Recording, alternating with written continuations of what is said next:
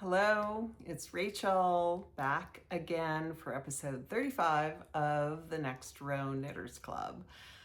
It has been a week, a lot of crazy chaos trying to get ready for this house to go on the market and then, to get everything packed up and move. And I have an enormous yarn stash, which I've dealt with, and fabric, and an incredible library of craft books, which I'm finding it hard to part with, but I'm gonna keep a lot more than I probably should, because this is the time of life when I feel like I will have more time to devote to making, and that is really what is inspiring me right now. Okay, so this is probably going to be a shorter episode, but I wanted to try to pop on while the house was quiet. I am wearing something knitted, which is not often in Texas, particularly in March. We had,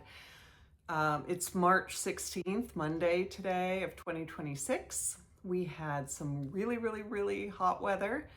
And then all of a sudden some like crazy wind came in and the temperatures dropped, which I was thrilled about. And today when I headed out to the grocery store, I just threw on this Felix cardigan, which I made a while ago. And I don't actually wear out of the house that often. I don't think I gauge swatched at the time, and I didn't really care that it was going to be oversized. I wanted it oversized. I can't even remember the yarn I used. I know that's awful. I think it was maybe Drops Air held with a mohair. It's a really pretty like pink color with kind of an orangey undertone, if that makes any sense. But as you can see, as soft and cozy as it is, it has pilled a lot. So I have used this kind of as a over pajamas coffee in the morning sweater because, the neckline is really loose, the button band isn't really perfect and kind of gapes a little, but it is really cozy and really comfortable. Obviously the raglans, are sitting far instead of probably like here where they should be sitting. So not the knit I'm most proud of or that I wear the most, but I do like some of the details and it is incredibly cozy. So having said that, we will go right into my one single FO. By the way, for those of you who left comments on the last two episodes, I'm so appreciative. It really makes it feel like it's not just me speaking into the void when I get comments from you all. It's just so gratifying. And I appreciate everybody who's found me again from Yarn Equals Joy and everybody who's new this time around with the Next Row Knitters Club. I really would like to grow this podcast, and at the end, I'll do a little reminder of the incentive, hopefully, to spread the word, to like, to subscribe, to hype, so that we can get to 1,000 subscribers and I can send out this gift before I move. Okay, so I had said, I think in the first of the new episodes, that I was working on a second Helen Stewart Curious Handmade Wishing Star Shawl. I had made one, it's a one skein shawl. The only caveat is I think you have to be careful a little bit that your fingering skein has the right yardage, because I think the one she used had like 440 or 460 or something like that. So I noticed that a lot of them don't. That I have a lot of single skein gorgeous fingering, and but this one did. It was Marianated Yarns Practicality Fingering in Hippy Hippy Shake. And I know that Sophie shawls are really all the rage right now, and these sort of skinnier shawls that go around your neck. I don't particularly love those. I don't generally wear those, but this type of sort of small lacy shawl, and you can see it has this really interesting texture. It has, you know, a really frilly feminine picot bind off, and when I wear it, you know, like this, and I do recognize the colors are not perfect together, but I just think it sits so nicely. It has a really sort of frilly feminine look, which I love. She shows it, you know, sort of over the shoulders, I think, in her pattern picture. And, you know, it's certainly, stand up a little so you can see more of it. It's certainly pretty that way too, but for my friend who I gifted the first one to, and for me, I think that being able to wear them, you know, really simply around the neck, it just, there is just a really soft, cozy pop of color that I really, really love. So that is my finished object, and I love it. And this is not going to be gifted. This is going to stay with me. And yeah, very, very pretty. Her patterns are so well written, and this design with the one skein of fingering blocks out so beautifully. It really, really looks incredible. Okay, so I probably messed up my hair. Okay, so the 3 whips, for those of you who have watched before, I have a lot of whips. I saw a podcast today, I can't remember, it wasn't someone I had ever seen before, but she was talking about her shame around her whip pile. And I don't know, I think there were like 6 or 7 things. Before I started getting ready for this move, I mean, I think there were 30 projects, maybe 20 projects to 30 projects in project bags that I had to go through to decide if I was actually gonna use it or not use it. So anyway, whips. So I have shown my sock whip before. I now have, gosh, one finished and one finished.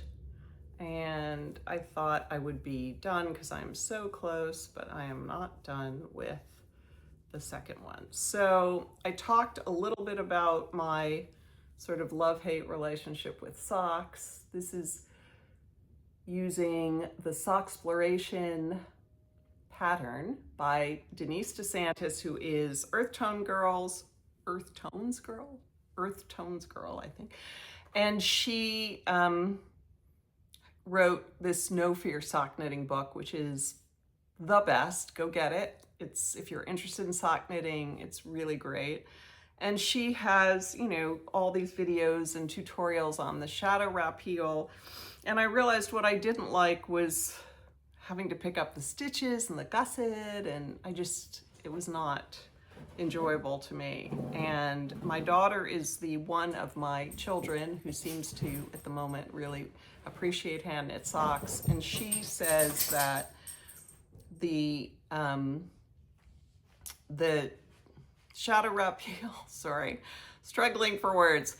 The shadow wrap heel fits her well. It is a little bit looser, but she doesn't mind that. And she says they're really comfortable and they stay on and all of that. So, so this is the second one. As you can see, she and I have kind of large feet, so it's not done yet, but it will be soon. This is Felici, Knit Picks Felici.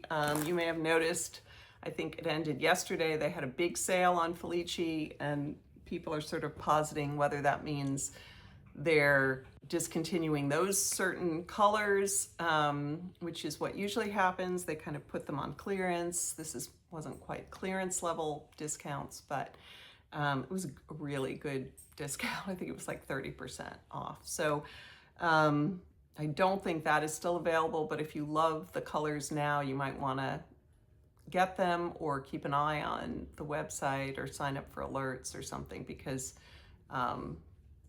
you know, they do change out the colors a couple times, at least once, maybe twice a year. Okay, and they do have some fun colors this time around. Okay, so the socks, there's not really much else to say. When I first started knitting socks and I used Felici, I thought they felt a little soft, but I don't know if I've changed or they've changed the formula or something, but I really do like working with that yarn now. And I know some people get 2 sort of shorter socks out of one 50-gram ball. I always get 2 50-gram balls and use 1 for each sock. And that seems to work out really well. Okay, the second is my second. So a lot of seconds here. So you can see, I think I talked originally that I'm someone who really loves knitting as a meditative process. I like to get in a rhythm. And the Jaunty is really easy for that. And so I made 1 for my sister, and now I'm making a second one. I don't know if it'll be for me or someone else. I keep going back and forth. These aren't really my colors, but I do love the squishiness of the Jaunty, and I think this would be fun for, you know, fall and winter on the East Coast. But so you can see it really has all of these cool colors.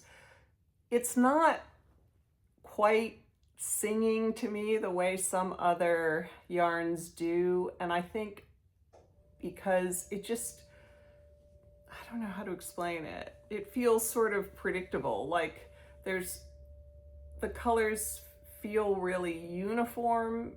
I don't know if they actually are uniform. I haven't like studied it that closely, but it just doesn't have that sort of excitement pop when I'm knitting that sometimes, you know, dyed yarns do. Having said that, it does have gorgeous colors in it, and they are, you know, they are brighter. It's just together, they kind of, well, they kind of blend, and that is the name of this colorway. This is a Blue Moon Fiber Arts Cake DK. It's 795 yards, 9 ounces, and the colorway is called Muddy Autumn Rainbow, and it does feel muddy, and I think that's what I was sort of struggling to say, that it does feel a little muddy, and that's not my sort of vibe, but it is cozy, it is fun.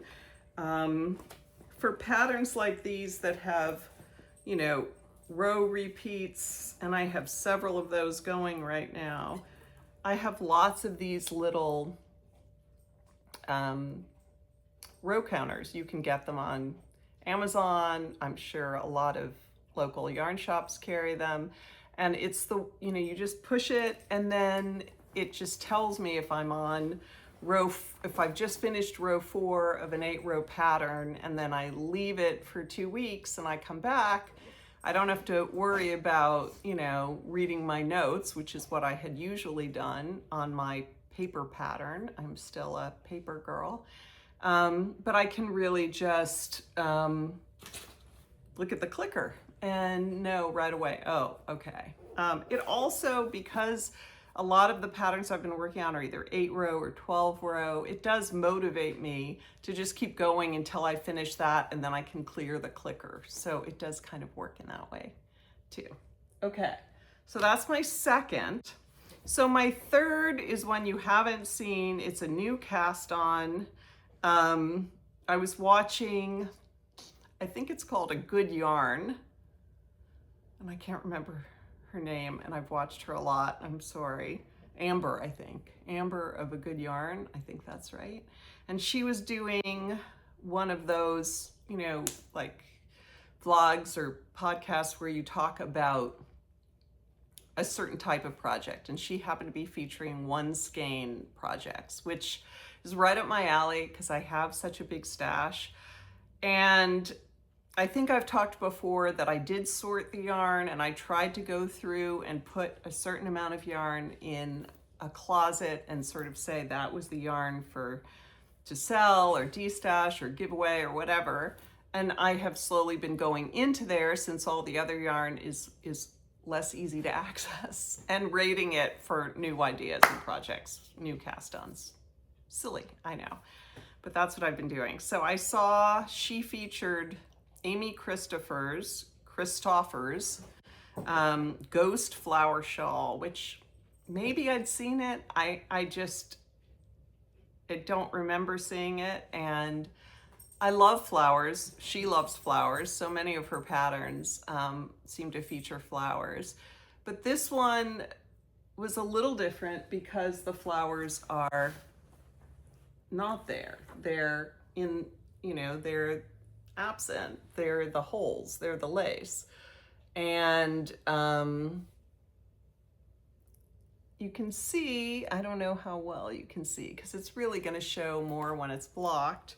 This yarn is Deep Stash, Woolberry Fiber Co., who unfortunately has stopped dyeing, so that makes this even more special. It's her Smooth Sock 80/20, and the color is Sock Talk. So the thing about this pattern, as with any lace pattern, is it is not that forgiving. Like, you get off by a stitch and you screw up your whole row. And I was sort of marveling that, because I tend to be this, meditative, TV watching, process knitter, I sometimes just get in a rhythm and maybe I lose track, or something on the TV catches my eye, or if someone's there, something someone says, and then I may, if I was counting, for example, I may have to go back and recount, which is not particularly relaxing if you do that fairly often.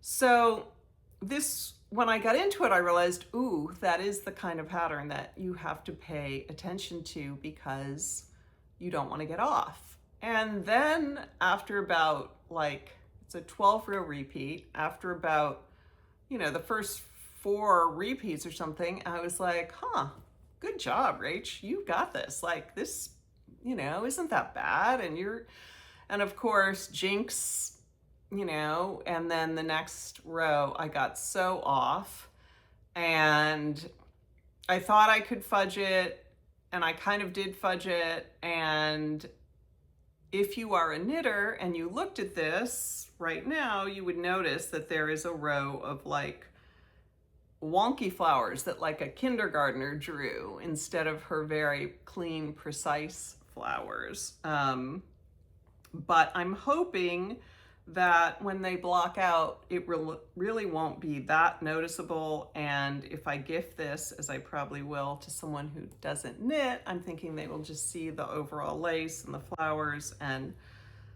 it won't really, hopefully, stand out. I was gonna rip back, and then I thought, this is gonna be so hard to rip back because one of the elements of the design is a double yarn over. Which can be a little tricky anyway, because you have to make sure that when you knit into the first part of that, you're not inadvertently pulling off the second. So it does require a little bit more attention and counting, and not hard, but just attention. And but when I found this yarn, one of the things I loved was that it has these really pretty speckles. I mean, if I were going to name this yarn, I would name it something like Wildflowers, because it really looks like someone just sprinkled little wildflowers, yellow, there's a purple, there's a pink, red, green, but they're so subtle. And so it's really, really beautiful. I'm enjoying working with the yarn. The yarn is lovely. It is ancient stash for me. I don't know how long she's been dyeing, but it's definitely older stash for me. And I will say that, this pattern, and again, we talked about these little shawls. I think there are 2 sizes for this, and I'm not sure. I'm just winging it. I think my skein had yardage that was in between the 2 sizes. So I think I'm just gonna keep going. I have, let's see, I have quite a bit left. in the ball, you know, or the cake. I mean, you really can't sort of appreciate the colors fully, but yeah, it has kind of that grunge green, which I love in places. Just really, really pretty. But I think when this blocks, it will also be like the Wishing Star Shawl, something that feels really feminine and easy to wear, and just a little more interesting than, you know, that other shape, like the Sophie shawls and some of the skinnier shawls that I don't love as much. Okay, so I do say a lot, I realize, because I was watching the captions on one of the early episodes and it keeps putting everywhere, which is not good. So I apologize for that. Okay, so that is it. Very short and sweet.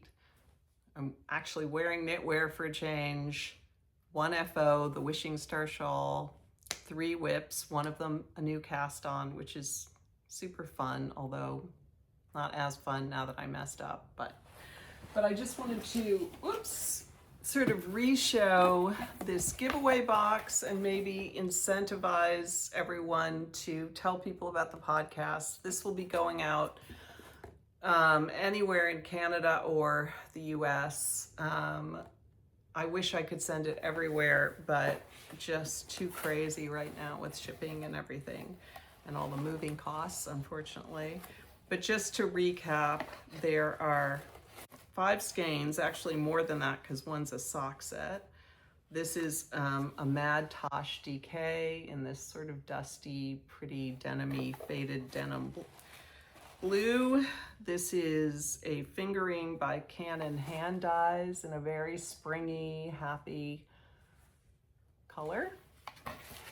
This is Tanis Fiber Arts with pinks and blues. This is her plum pudding colorway, and it's an 80/20, 420 yards. It's it feels like a plumper sock yarn. Cover my face. This is Dragon Horde Yarn sock set. It is her fluffy sock base. It is 462 yards. And it's my favorite murder sock kit. It looks perfect for Halloween, but obviously you don't have to do it in Halloween. You can do it whenever. And then last, but absolutely not least, is this gorgeous Lolo Did It skein, her everyday sock in Pretty Young Thing, which is also super fun for summer socks or a scarf or anything. And, you know, check out Amber's A Good Yarn. I'm pretty sure it's A Good Yarn. Check out her video with all the options for one skein projects. I really think, you know, people sort of poo-poo that mystery skein or favorite skein that you pick up and then you're like not sure what to do with it. And I certainly have a ton of those that I just loved, and, you know, but they're all different. What do I do? And I hope that you've noticed over the course of these last 3 that there are really gorgeous things that you can make. You know, you can make a beautiful hat, fingerless gloves. You can make, you know, the Wishing Star Shawl, or, you know, the Ghost Flower Shawl. You can combine it with a thicker yarn like I showed at the beginning with the big marl, that blanket, or that beautiful scarf that I showed. I think it's called the stash diving scarf. So please don't hesitate to use those skeins and to buy those skeins if you fall in love with them, because there are plenty of lovely, lovely things that you can do with them. Okay, that's me today signing off. Thank you so much for watching. Please subscribe. Please, if you think someone would be interested in this podcast, send them the link or let them know. I really do want to grow this. I know I'm kind of in a tumultuous limbo time of my life at the moment, but it is something that is sort of keeping me grounded and focused, and it's helping, so I'm going to keep doing it. So Have a great day. Keep knitting. And remember, you are a member of the Next Row Knitters Club, and we are happy to have you. Thanks.